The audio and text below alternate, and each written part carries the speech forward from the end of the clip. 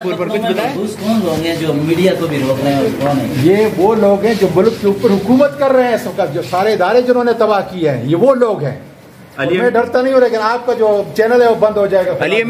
उसका तसलसल कायम है और इंशाअल्लाह ताला पाकिस्तान की आवाम इनको बताएंगे कि कानून और आइन सबसे बड़ा है।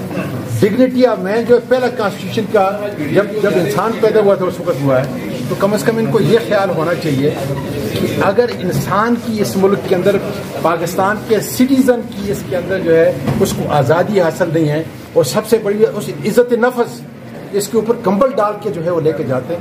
मैं समझता हूँ कि इससे शर्मनाक हरकत जो है पहले उन्होंने फवाद चौधरी के साथ की, फिर दूसरा किया।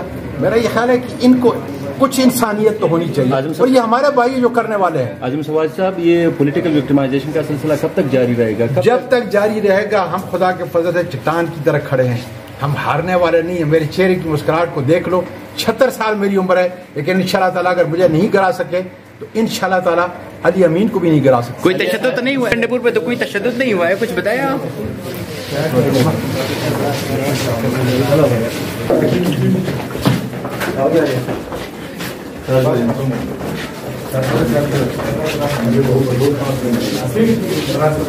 रास्ता देने, रास्ता भेजा नहीं करो।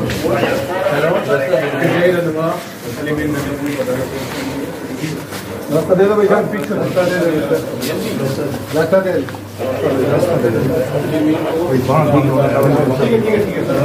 ठीक है।